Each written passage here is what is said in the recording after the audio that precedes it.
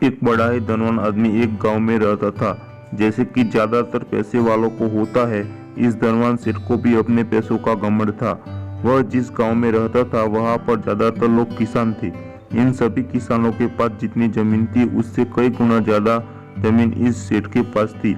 कई गरीब किसान तो इसके लिए इसके खेतों में काम करते थे। इसी गांव में मोहन नाम का एक बड़ा ही मेहनती और सच्चा किसान रहा करता था। मोहन का परिवार थोड़ा बड़ा था। उसके परिवार में उसके बूढ़े माँ बाप, पत्नी और 3 बच्चे थे जो अभी काफी छोटे थे। मोहन के पास ज्यादा जमीन नहीं थी, लेकिन जितनी भी थी उसमें वह बड़ी मेहनत करता और अपने परिवार का पेट पालने लायक अनाज उगा लेता था। बाकी के किसान भी यह देखकर हैरान रह जाते कि कोई कैसे इतनी सी जमीन में इतना ज्यादा फसल उगा सकता है। एक वर्ष उस गांव में काफी ज्यादा बारिश हुई, जिसके चलते कई किसानों की फसलें बर्बाद हो गई, जिनमें से एक मोहन भी था। अब मोहन धर्म संकट में पड़ गया, क्योंकि उसके परिवार में उसके अलावा कोई और कमाने वाला था नहीं और अपने परिवार को भूखा मरते हुए वो देख नहीं सकता था। वह जानता था कि इस गांव में अगर कोई उसकी मदद कर सकता है तो वह वही घमंडी सेठ है, जिसने गांव के कई अन्य गरीब किसानों को या तो कर्जा दिया है या तो अपने यहाँ काम पर रखा हुआ है। हाथ पर हाथ धरे बैठे रहने के बजाय उसने इस सेठ के पास जाने का फैसला किया और एक दिन उसके पास पहुंच गया। सेठ के पास पहुंचकर मोहन बोला, सेठ जी, आपकी बहुत मेहरबानी होगी अगर आप मुझे थोड़ा सा कर्जा दे दे, जिससे मैं अपने खेतों में फिर से कोई फसल उगा सकूं, या फिर आप मुझे अपने यहाँ नौकरी दे दे ताकि मेरे परिवार को 2 वक्त का खाना मिल सके। घमंडी सेठ को उसकी इन बातों से कोई मतलब था नहीं, लेकिन गांव के सारे लोगों की तरह वह भी यह जानता था कि मोहन कितना मेहनती है और वह जिसी भी खेत में काम करेगा वहाँ वह 2 गुनी फसल उगा सकता है। सेठ ने सोचा, अगर मैं इसे पैसा उधार देता हूँ तो शायद यह इस स्थिति में नहीं है कि मुझे वापस लौटा सके, लेकिन अगर मैं इसे अपने खेतों में काम करवाता हूँ तो मुझे जरूर 2 गुना फायदा होगा। सेठ मोहन से बोला, देख भाई, पैसा तो मैं तुझे दूंगा नहीं और मेरे पास अभी खेतों में काम करने के लिए कई किसान पहले से मौजूद है, लेकिन तुझ पर तरस खाकर मैं तुझे अपने खेतों में नौकरी देता हूँ, पर मैं तुझे इसके लिए ज्यादा पैसा नहीं दूंगा। बाकी किसानों को मैं 300 देता हूँ, मैं तुझे 200 ही दे पाऊंगा। मरता क्या न करता। मोहन ने सेठ की शर्त मान ली और उसी दिन से सेठ के खेत में काम करना शुरू कर दिया। 2 महीनों तक नियमित वो सेठ के खेत में जाकर कड़ी मेहनत करता और देखते ही देखते 4 महीने का काम उसने अपने मेहनत से 2 महीनों में ही खत्म कर दिया। सेठ उसके काम से काफी खुश था, लेकिन वह कभी उसको यह बताता नहीं था। जब सेठ ने देखा कि उसका खेतों का काम अब खत्म हो चुका है, अगर वह मोहन को काम से निकाल देता है तो उसके 2 महीनों के पैसे बच जाएंगे। तब सेठ ने मोहन को काम से निकालने का फैसला किया। एक बार सेठ को ये विचार भी आया कि इतना मेहनती आदमी शायद उससे दोबारा ना मिले, लेकिन फिर उसने सोचा कि जब अगले साल काम आएगा तब उसे फिर से नौकरी पर रख लेगा। आखिर इस गांव में उसके अलावा है ही कौन जिसके आगे ये लोग अपने हाथ फैलाएंगे। एक दिन सेठ ने मोहन की अपने पास बुलाकर उसको उस दिन का पैसा दिया और साथ में यह भी कहा कि कल से तुम को काम पर आने की जरूरत नहीं है। अब मेरे पास तुम्हारे लिए कोई काम नहीं बचा है। जब मेरे पास काम आएगा तो मैं तुम्हें बुला लूंगा। अगले दिन जब सेठ सवेरे उठा और अपने आंगन में आया तो उसने देखा कि मोहन उसके आंगन में बैठा है। सेठ ने उसको पास बुलाकर पूछा कि क्या हुआ, तुम क्यों यहाँ पर बैठे हो। मोहन बोला, सेठ जी, मुझे वापस काम पर रख लीजिए। आप जानते ही हैं मेरी आर्थिक परिस्थिति कैसी है, थोड़ी दया कीजिए। लेकिन सेठ ने उसकी एक न सुनी और फिर एक बार उसे बुरा लगा कर वहां से जाने के लिए कहा। बेचारा मोहन अपना सिर नीचे झुका के वहां से चला गया।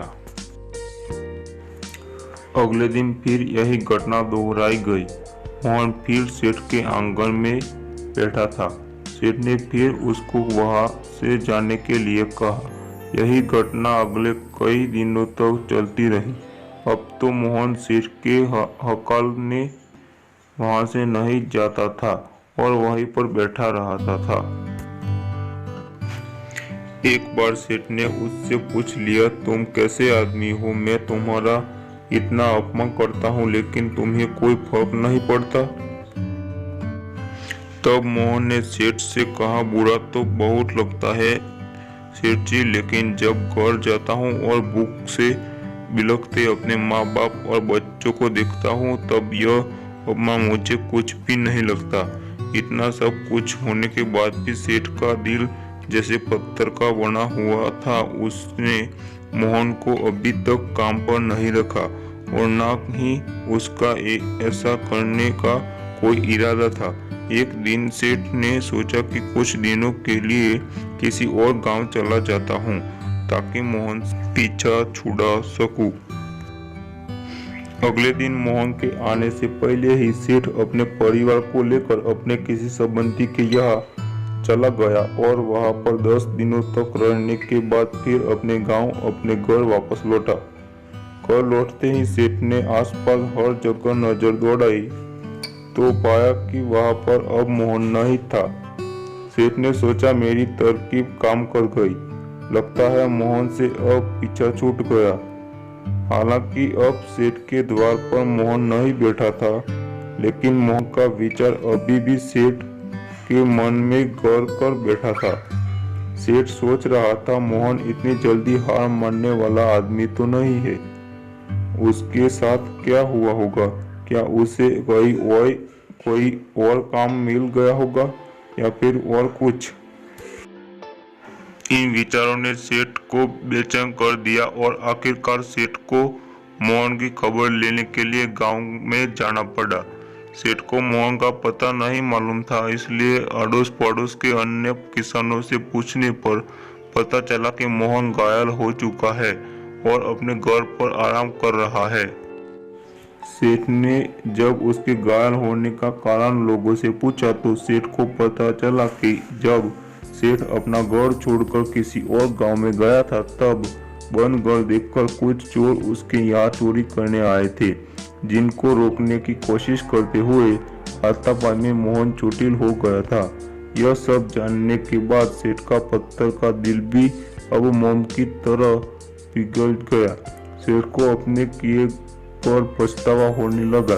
सेठ ने अपने आप को याद दिलाया कि कैसे उसने एक शरीफ और सच्चे आदमी को ज्यादा काम करवा कर भी उसको पूरा पैसा नहीं दिया और जिसको गले से लगाना चाहिए था उसे ठोकर मारकर भगाता रहा। सेठ मोहन का घर का पता पूछकर उसके घर पहुंचा तो देखा कि मोहन की घर की हालत बहुत खराब है। उसका परिवार भूख से बेहाल है और वह खुद अपने हाथ पैर पर चोट के साथ एक खाट में पड़ा हुआ है। यह दृश्य देखकर सेठ की आंखों से आंसू बह निकले। सेठ ने मोहन के पास जाकर उससे सच्चे दिल से माफी मांगी, उसको उसकी मेहनत के पैसे दिए, उसका इलाज करवाया और उसको हमेशा के लिए अपने यहाँ काम पर रख लिया। दोस्तों, इस खूबसूरत कहानी से हमें कई पाठ सीखने के लिए मिलते हैं। कहानी से सीखने लायक पाठ।